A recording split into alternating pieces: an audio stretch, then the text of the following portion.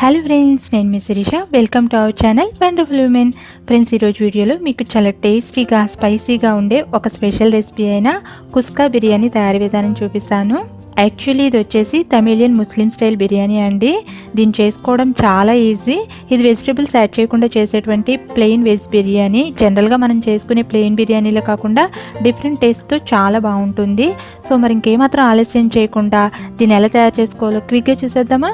నేను రైస్ తయారు చేయడం కోసం ఈ గ్లాస్ కొలతగా ఒక గ్లాస్ బియ్యం తీసుకున్నానండి. ఇవి ఇంచుమించుగా 1/2 kg బియ్యం ఉంటాయి. నేను ఇక్కడ బాస్మతి రైస్ తీసుకున్నాను. మీరు కావాలంటే నార్మల్ రైస్తో కూడా ఈ రైస్ని తయారు చేసుకోవచ్చు. ఇప్పుడు ఈ బియ్యాన్ని శుభ్రంగా 2-3 సార్లు వాటర్తో కడిగిన తర్వాత తిరిగి ఇందులో వాటర్ వేసి ఒక అరగంట పాటు బియ్యాన్ని నానబెట్టుకోండి. ఇలా బియ్యాన్ని ఒక అరగంట పాటు నానబెట్టడం వల్ల మనకి రైస్ పొడి పొడిగా వచ్చి చక్కగా కుక్ అయ్యి బాగుంటుంది.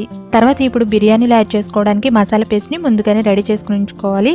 సో దానికోసం స్టవ్ మీద ఒక మందపాటి గిన్నెని పెట్టుకుని దాంట్లో 1 టేబుల్ స్పూన్ వరకు ఆయిల్ వేసుకుని వేడి చేసుకోండి. ఆయిల్ వేడైన తర్వాత దీంట్లో 1 ఇంచ్ వరకు దాల్చిన చెక్క, 2 లవంగాలు, కొంచెం జాపత్రి వేసుకోండి. అలాగే 2 లేదా 3 పచ్చిమిర్చిని కట్ చేసుకుని వేసుకోండి. తర్వాతకి ఇందులోనే 2 ఇంచుల వరకు అల్లాన్ని పైన పొట్టు తీసేసుకుని ఇలా ముక్కలుగా కట్ చేసుకుని వేసుకోండి. అలాగే 4-5 వెల్లుల్లి రెబ్బలు కూడా వేసుకుని వీటిలో ఉన్న పచ్చివాసన పోయేంత వరకు లైట్గా వీటిని వేయించుకోండి. ఇవి కాస్త వేగంగానే ఇప్పుడు ఒక చిన్న ఉల్లిపాయని కొంచెం పెద్ద ముక్కలుగా ఇలా కట్ చేసుకుని దీంట్లో వేసుకుని ఈ ఉల్లిపాయల్ని కొంచెం కలర్ మారేంత వరకు ఫ్రై చేసుకోవాలి.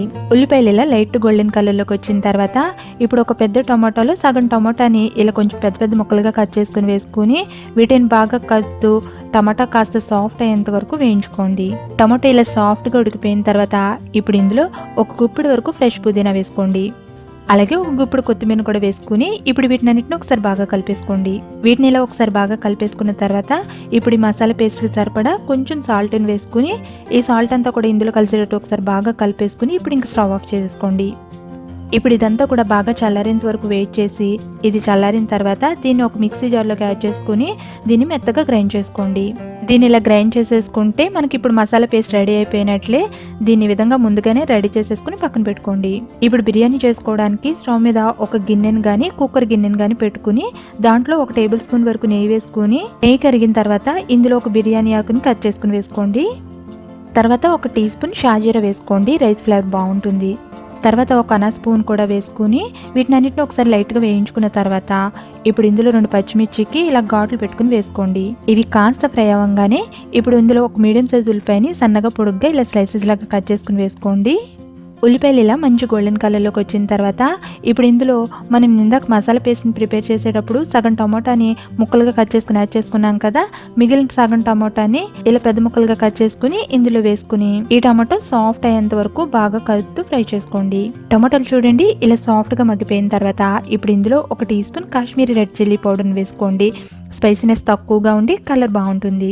అలాగే ఇందులోనే 1 అర టీ స్పూన్ గరం మసాలా పొడి, 1/2 టీ స్పూన్ పసుపు వేసుకుని ఈ మసాలాలన్నింటినీ లైట్గా 1 నిమిషం పాటు బాగా కలుపుతూ ఫ్రై చేసుకోండి. ఇప్పుడు ఇందులో మనం ముందుగా గ్రైండ్ చేసుకుని ఉంచుకున్నాం కదా మసాలా పేస్ట్ని, ఆ పేస్ట్ మొత్తాన్ని యాడ్ చేసేసుకోండి. ఇవన్నీ బాగా కలిసేటట్టు ఒకసారి బాగా మిక్స్ చేసేసుకోండి. ఇప్పుడు ఇందులో 1/2 కప్పు పెరుగుని వేసుకోండి. పెరుగుని డైరెక్ట్గా వేసేసుకోకుండా విస్కర్తో ఇలా స్మూత్గా చేసుకుని అప్పుడు వేసుకోండి. ఇలా పెరుగుని యాడ్ చేసిన తర్వాత ఇప్పుడు ఈ మసాలా పేస్ట్ని కొంచెం ఆయిల్ పైకి తేలేంత వరకు ఫ్రై చేసుకోండి.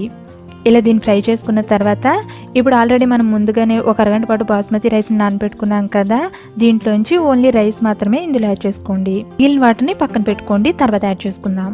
ఇలా రైస్ని యాడ్ చేసిన తర్వాత ఒక చెక్క కరడుతో ఈ మసాలా పేస్ట్ అంతా రైస్ కంటేటట్లు లైట్గా కలుపుకోండి. మరీ ఎక్కువగా కలిపితే మళ్ళీ రైస్ విరిగిపోతుంది. ఇలా దీన్నంతా కలుపుతూ లైట్గా దీన్ని ఫ్రై చేసుకున్న తర్వాత ఆల్రెడీ మనం రైస్ని నానబెట్టుకున్న వాటర్ని పక్కన ఉంచుకున్నాం కదా, ఆ వాటర్ని ఇందులో యాడ్ చేసుకోండి.